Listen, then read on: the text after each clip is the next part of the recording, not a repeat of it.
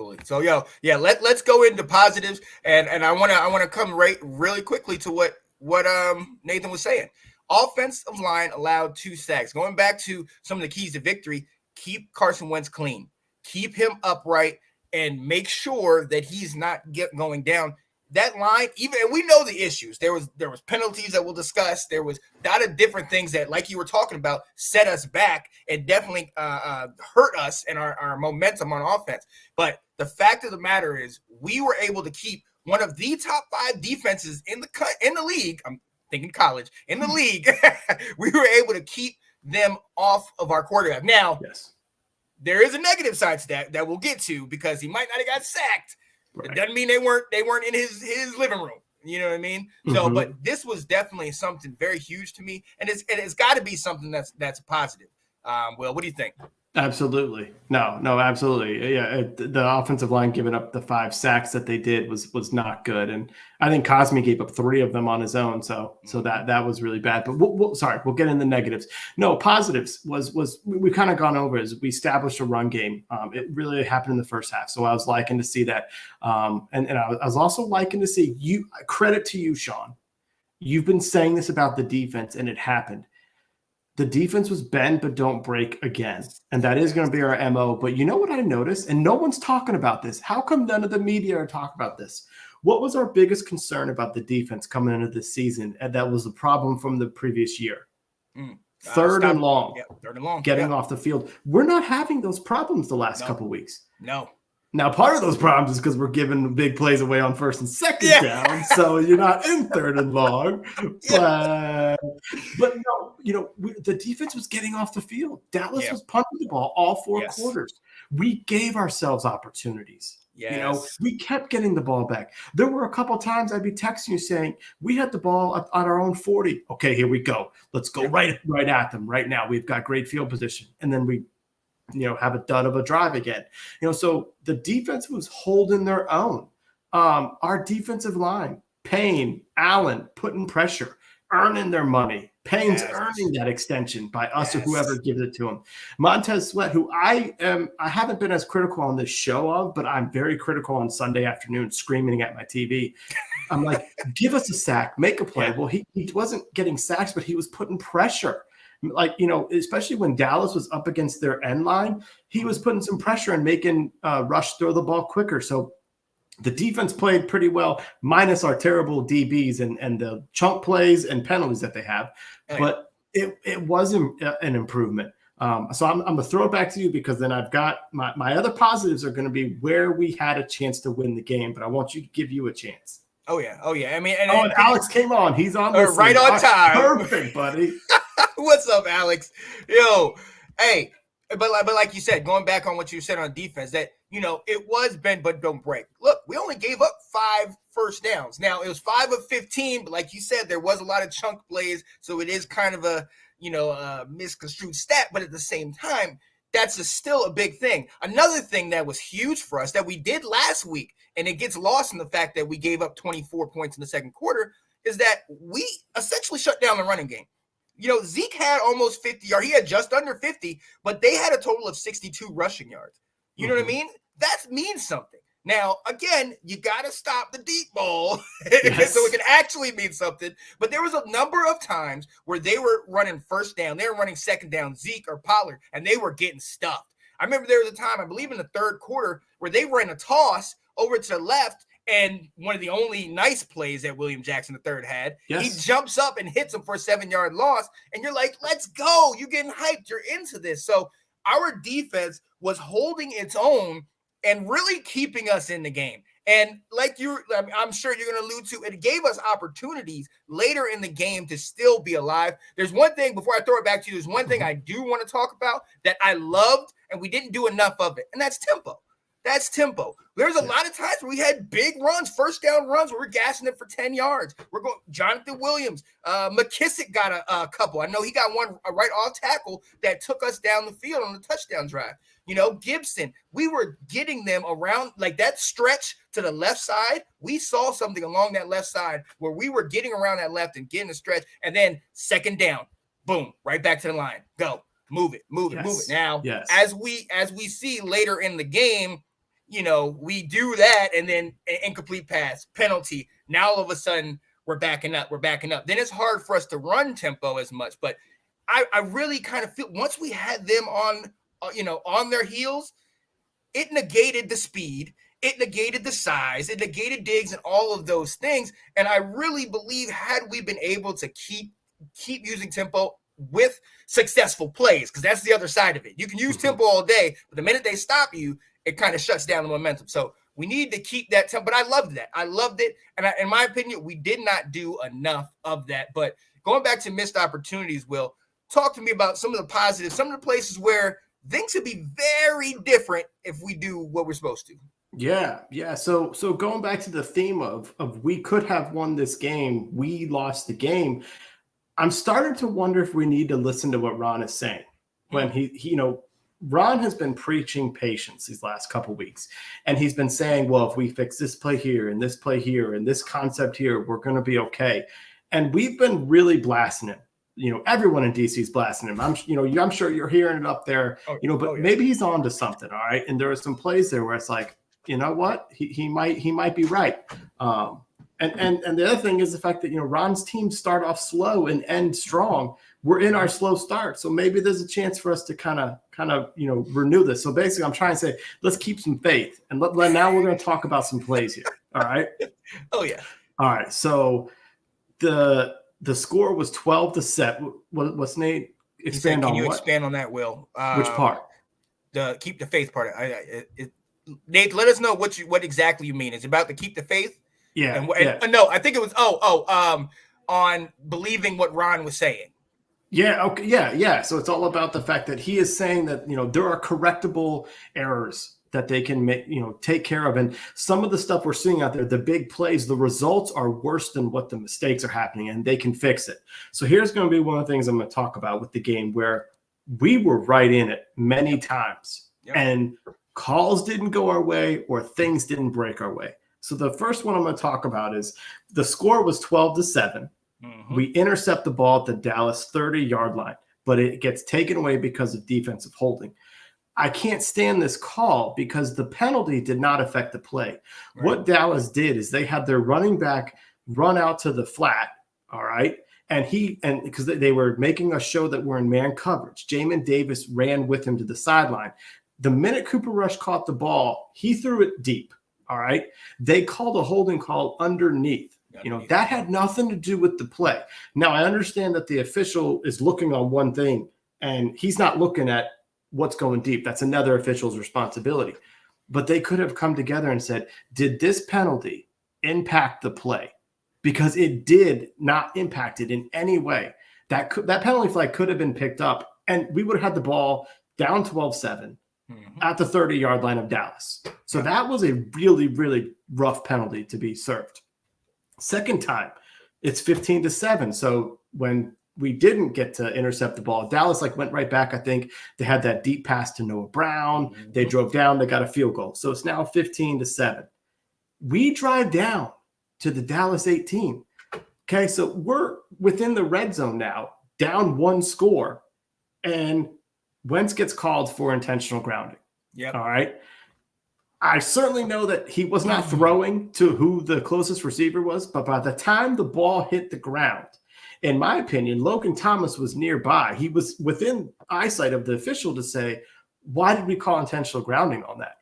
Right. So that was a backbreaker because we got moved back. We had another bad play. We had to play for a field goal to make it 15-10. So we kind of got crushed on these two calls by the officials. Yeah. Then later on, we had another time. We're down 22-10 in the fourth quarter. We're at the 10-yard line of Dallas on fourth down. All right. We throw a corner route to Terry as he's in the end zone and breaks. Trayvon Diggs has his arm out like this. Yeah. Terry runs into it and stumbles. The ball falls down. How can you say that the defensive guy did not impede his progress there? How is there not a penalty on that play?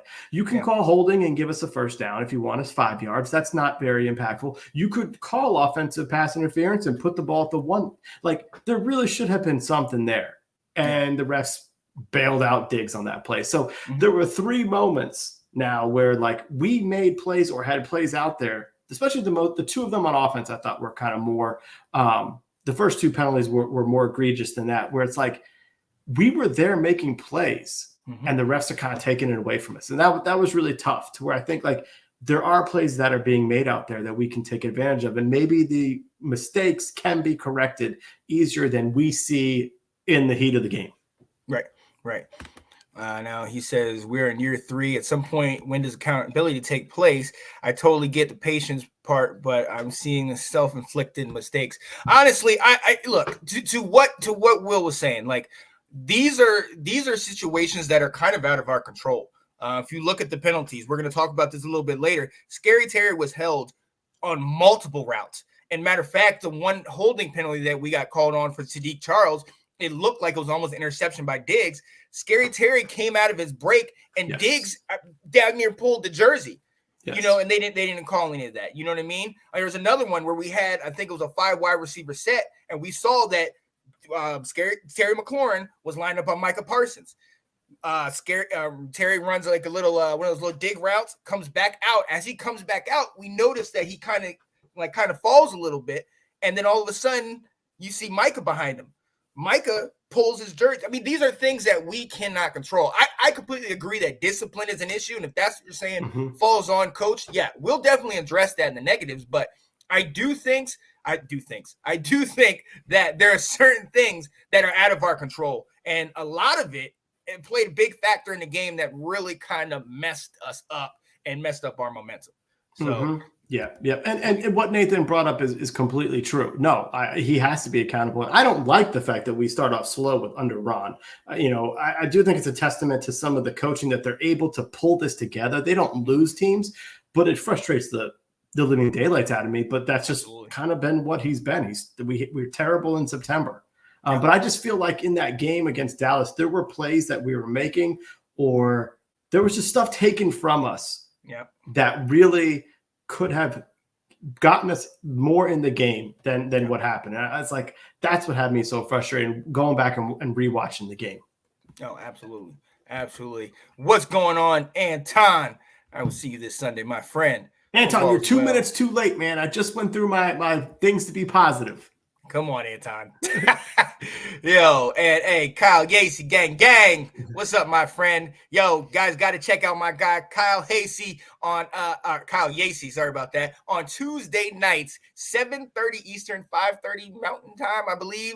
Let's Talk Football NFC South. Him, myself, as I double as a Panthers fan. I'm moonlighting, guys. Then you got, that look. I'm keeping that one. I love it. Yeah. Yo, Andrew Faubert, Nicole Clychat, all these guys are on the show. It's a great show. Definitely got to take a look and see. Oh, man. Well, all I can say is to Kyle's, man, bring on the Falcons. We ain't scared. We ain't scared. Let's go. Let's get it. Yeah, Anton, brother that just got back home. Dag on, man. Glad you're home safe, though, man. And are you kidding me? Probably you saying you're a pseudo Panthers fan. Yeah. Look. I'm from Carolina. Look, I'm doing it to help my guy out. You know where where I lie. I stay right here. Yeah. Oh, don't do this. Kyle, you don't want this. Yeah. Well, actually, you can have us if you want to start Mariota. We saw what he did last game. Yeah. No, you don't want to play Ron later in the season, Kyle. That's when he gets stuff together. Bring it. You could be sacrificed. It's all good. Yo, but ladies and gentlemen, we're gonna do this. Normally, I don't put a little quick breather in between positive and negatives, but I feel like we got some things to say in negatives. So we're gonna do a quick 2-second breather and be right back with you for our negatives portion of the show. Dun, dun, dun, dun, dun, dun, dun, dun. Let's go. The Washington Commanders. There it is. Yeah, buddy. We are back with you on Washington Football Weekly. Thank you so much for being with us. Holy Toledo, everything's falling around me. That's because we are getting to the portion of the show that is the negatives portion of the show. And Will, I'm going to send it to you. I was going to start, but had a bunch of my water just fell right next to me. So yeah, so I was like, oh snap. So Will, I'm coming to you first. I got plenty, but I know you do too. What you got for me, man? I'll give you a couple, let you do some, and we can kind of so we don't dominate. So the very first part is the negatives, the fact that our offense cannot handle any type of adversity. It's awful that all it takes is one false start, one holding call, one bad route that puts us into 3rd and long that we're not able to handle right now. It's so frustrating when we get in those situations, because then the defense is pinning their ears back. And going to my next point is our offensive line just continues to be atrocious. This week, we of our 11 penalties, 5 of them were on the offensive line and on 3 different players. Wentz is under siege during the game, and he's just like last week, he's clearly rattled. So it makes some of his throws off. So it's just that we can't handle adversity. The line is not playing well at all. And it's just so frustrating that we can be making plays and then just start going backwards right now. I did not really expect this from our offense. I expected to be more frustrated with our defense. So the fact that that's kind of going on with our offense right now is a little tough. Yeah, no, that's definitely a problem. Oh my goodness. We want who? We want Dallas. We're coming back for you. And I hope you listen to this, because we got a whole bunch of things that we want you to know about how you were given the game. We were the ones who rewatch the show, Janae. There's some facts in there. Yeah, definitely. definitely. Yeah. But look, I agree. Our O-line, I mean, you talk about those penalties. There was on 2 occasions, back-to-back drives, I believe drive 3 and drive 4, that we had back-to-back penalties. On the first, Sadiq Charles gets a holding penalty, and then Cosme gets a false start on the very next play. So we go from 2nd and 10 to 2nd and 20 to 2nd and 25. Then on another play, the intentional grounding that you talk about, we were 2nd and 10. That brings us back to about 2nd and 22. Then Cosme again, false start.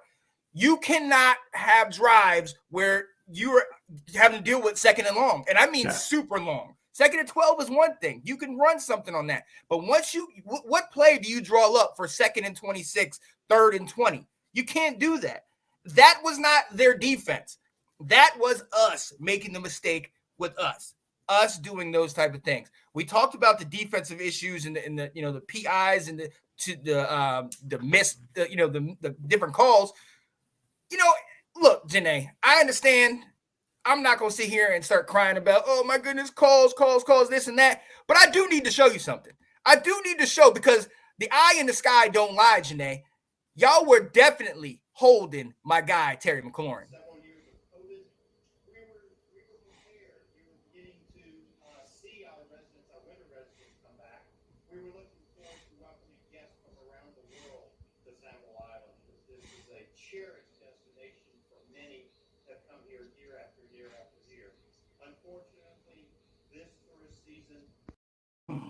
You're muted when you're yelling during those clips. I was yelling. Good. Yeah, because they didn't want to hear what I had to say on those occasions. I mean, oh my goodness. And I love that first.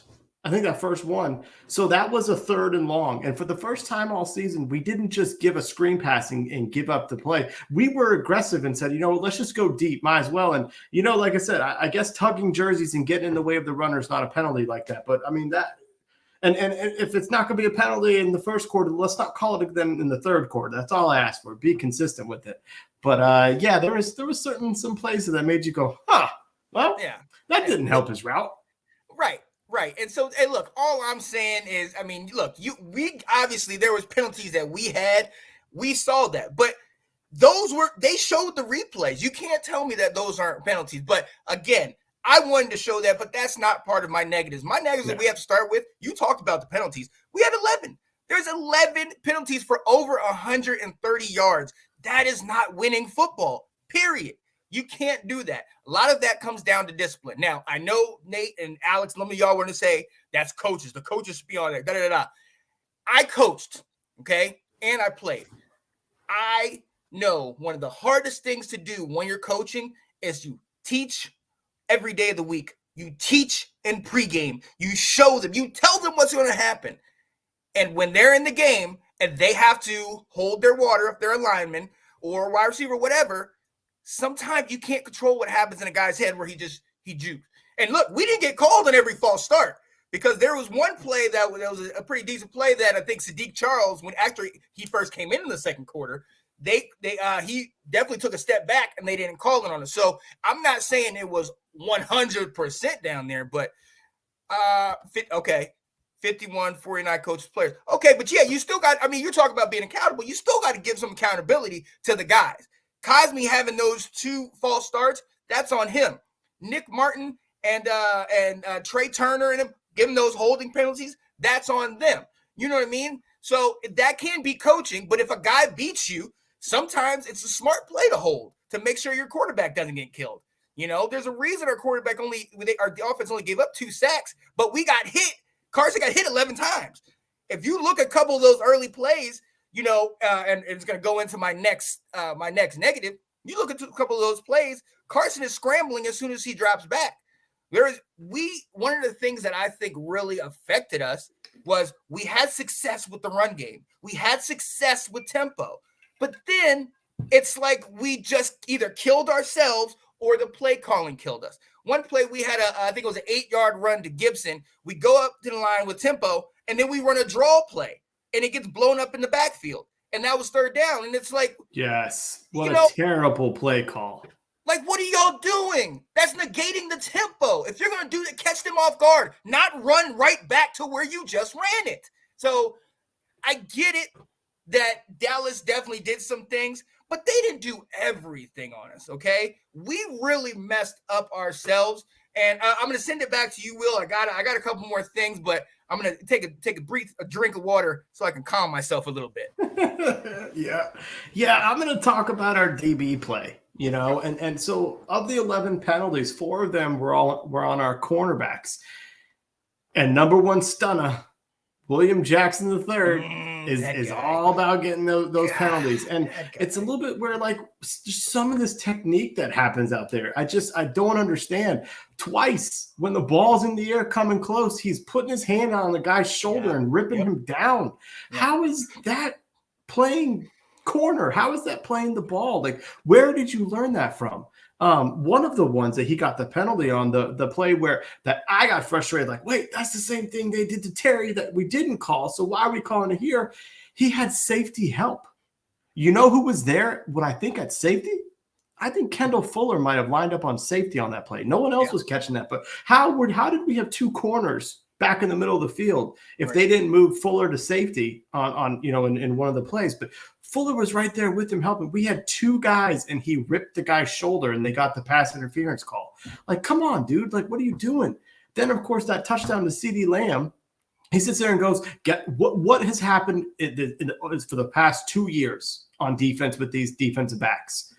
We get burned, and they look at each other going, oh, I thought you were going to go there. I thought you had safety help. Your man, right. Yeah, William Jackson said, he goes, because, well, he ran a double move, and I thought I had safety help. He got me to the outside to bite, but then I thought I had help on the inside, and nobody was there. And it's like, dude, how many, like, you were out last week, and St. Juice was making some plays, you know? Yeah. And so it's just so frustrating that the same problems keep happening. Kendall Fuller, you know, you and me were complaining about our lack of press coverage. Kendall Fuller got burned by Noah Brown in press coverage. Yep. I think we saw exactly why we give 10-yard cushions out there, because maybe he can't play press. Now, we are also right to say, though, when you're back in the red zone and you've got an end line behind you, why are we giving them 10-yard cushions like they did to A.J. Brown? Like, that's the time you get up on your man. But I understand when you're at the 30-yard line why you're going to give him some space, because Fuller got torched by that guy. But it's just these DBs, these corners just continue to make bad plays and give up chunk plays, whether it's by penalty or just long throws. And that's negating all the positives that the defensive line was doing on Sunday. And that's just so frustrating. Yeah, no, absolutely. Absolutely. And staying with CeeDee Lamb. I mean, look, this guy he's their number 1 guy. He torched us. He torched us. Now, we saw Gallup came back, and, you know, he had a catch. He had, I think he had 1 deep ball, and, he had a couple catches later. Touchdown, too. Yeah, but the guy that torched us CeeDee Lamb, 6 catches, just under 100 yards, and that TD that you talk about. But look, if we go back to like drive 3, I think it was like maybe drive 3 right before halftime. The catches in a row from him? To back. 23, 17, 16. The first one he goes and gets it right on, what's his name? Jamin Davis. Oh, no, the first one was out on Jamin Davis. The second one he did a little angle route, got on Jamin again. The third one he was just in the middle of the coverage. Ain't nobody covering him on that play. No. And he continued to do it. Now, to go to the positive, we did ended up holding him to a field goal on that, but it still is. It's just like, are y'all serious? Because I was sitting there, and I remember I was sitting in the chair, just like, they're going back to him. They figured out a way. Because on the second play, he goes in motion, and there was already a receiver over there. I don't know if it's Gallup or Brown, and then he goes in motion and kind of runs like a twins right behind him, and then kind of does a little angle route, comes out to the outside, and then cuts it right. And you saw as he was going to go cross Jamin Davis' face, because there was a guy that went out to the flat, and Jamin started to go to him, and then he said, no, I'm going to come inside. That step gave CeeDee Lamb, who obviously has the speed to outrun Jamin Davis, that gave him that, that extra step, and all of a sudden he's getting almost 20 yards in the middle. So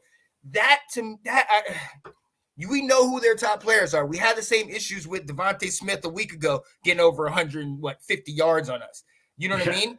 We are giving up too many big yards to them. And then I praised our defense. I said we're bend but don't break. But we're also a defense that makes sure that the other quarterback stays up. One sack. We hit the quarterback 11 times. I was glad about that. It was great. But one sack. Nobody's afraid of our defense. No. Period. They get excited when they come on the field to play our defense. Okay? Now, I understand. You hear me? I'm getting a little louder. Yes, I'm getting a little frustrated. This is nothing compared to what I would have been like. I would have had to have the bleep button on Sunday, because it was just outrageous, some of the things that I was seeing. But honestly, I love that we're getting pressure. I saw us doing stunts. I saw us kind of switching in and out and having opportunities to get to the quarterback. And we're kind of getting there. On the touchdown pass to CeeDee Lamb, Daron Payne runs a stunt and has his hand almost right on the arm of Cooper Rush. Now, it was a good play by Cooper Rush to get the ball off, but then once he got the ball off, there was no contention. I mean, where was William Jackson in the flipping play? Yeah. He might as well have been on the daggone sidelines. You know what I mean? Signing autographs with fans there. He wasn't playing. Yeah. So, honestly, it was absolutely ridiculous. Dude, we just talked about QBs not getting touched. It's their issue again. Yeah, hey, we have to. That was 2 years ago. Our D-line was the heart of our team. That was the strength of our team. They made good plays, yes, but we almost got to Jared Goff. We almost got to Hurts some of the times. But almost getting to him ain't getting the job done, because they're getting the passes over our head, and our secondary can't stop anybody. Right. So if almost means you're causing him to throw the ball earlier than he wanted to, and your defense gets interceptions, that's okay. Right. But if you're just almost getting there and they're still getting what they want, it's not mattering. Well, and kind of talking about this defense, what was really tough when you're talking about the defensive line is, and this is going to be my lack of coaching, segment part, is they did an interview about Micah Parsons. Aaron Andrews was talking about it, and he was talking how much he owes his first parts of his career to Dan Quinn. Yep. And how Dan Quinn has come in and took a really bad Dallas defense and turned them around and made them, very, very formidable. And he takes his best player and puts him in places to make an impact. Now, Parsons didn't have a very impactful game on Sunday, but he's someone that you're game planning around. You get nervous around him, that you have to be watching where he is. We've got Montez Sweat as a first-round pick that is a physical freak, and we're not doing that with him. He's not scaring people, He doesn't have a sack yet. We're 4 games in the season. He has no sack. We said this, Chase Young was not being used in that way or making an impact. So Jack Del Rio has to find a way where every flipping game they talk about our first round picks along the defensive line. And yet the best you could really say about that defensive line is they're solid. Yeah. They need to be impactful. They need to put fear into it. Why can Philly only play 3 or 4 guys rushing and get sacks and get pressure, but we can't. Yeah. Come on now. You all are first-round picks. Your coaches and you all got to get together and fix this, because they need to terrorize way more than they have been. Absolutely. The other thing I'll just mention about the penalties is that we haven't said, we've kind of been blaming the refs on some of it. We got to stop doing stupid stuff out there. I caught myself from cursing. Yeah. Like the interception by St. Juice that got brought back was his own stupidity. Yeah. How come when you're 8-10 yards down the field, you think you can smack the guy to reroute him, and then run under the ball that's floating like that? Like, what makes you think you're going to get away with that? There's some plays out there between some of the holds and like that play where, like, as much as I got upset at the call discrepancies, you're never going to win if you're committing over 10 penalties a game, if you're in double digits, and you're not going to win when you make stupid plays like that out there. Right. Why are we doing that? I don't understand that. Right. Nathan said, can we say there is no true identity on defense? I don't say that. What do you say? I just say that identity is Nathan's shtick. He asks that to everyone. That's his thing. Yeah, I think this is players. If you sit here and really look at that, there's 3 guys on defense that the offense seems to want to exploit. William Jackson III, Kendall Fuller, and I have seen I don't know, propensity, is this the word? Does that mean a lot? I think so. I think so. Yeah, I think you're saying it right. Right. Yeah, there we go. He has a propensity to get burnt. It's Jamin Davis. Okay, I'm just gonna say it the way I need to say it. Honestly, they scout us and they know if we can get a running back or if we can get a wide receiver on Jamin Davis or on Cole Holcomb, we have an advantage.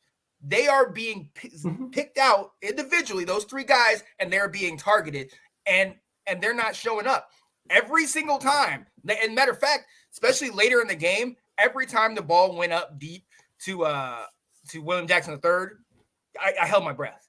Even on the one where he like knocked the ball out, he made a play. The last time they challenged him, he made a perfect play. He has it in him. Right, he can do it. But I'm not gonna lie, I was definitely like, okay, no flag. Woo! Thank goodness. It was like, thank goodness. No. So look, I think with this, I think that's just scouting. They targeted guys they know, just similar to what we always say, Eli Apple. You know how he always gives things up. Like, they target certain players that they know can get. Honestly, our defense, like I said, we shut down the running game. We have a solid run defense, and I would be eager to look and see where we actually stand in the league. Native or anybody in the comments, definitely check that out if you can for us. We had them in situations. They were 5 of 15 on third down. So we were getting them to third down. And for the most part, we were stopping it. Obviously, like Coach said in week 2, when we played the Lions, chunk plays. Splash plays are killing us. That's something we got to get a hold of. But it is fixable. In my opinion, it absolutely is fixable. You're saying it's something that JDR could fix. Sign these guys. He did. We'll talk about guys. Yeah. We'll talk about the guys and things like that. Yeah, I don't know how much William Jackson can be fixed at this point. I mean, we're on our 2nd year of him being awful, so that has me concerned. But I do think we can make some improvements. Anton said, "Will I disagree? That ball was underthrown. The ref saw it and threw the flag. Goodness, that should have been let go. I don't think it should have been let go. I think it was definitely a penalty. But no." Okay, so I'd have it. Opinion. Yes. He said the last 37 games we trailed 20-0. How do you feel about that? Not good. Yeah, no. A lot of getting in holes and having to come back, which we haven't had the firepower to do. Still don't.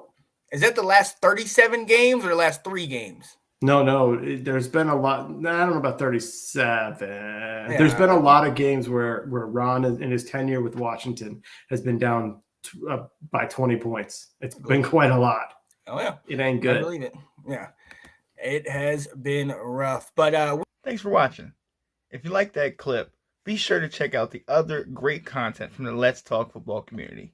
And as always, please like, subscribe, and hit that notification bell so you'll be notified when more great content like this becomes available.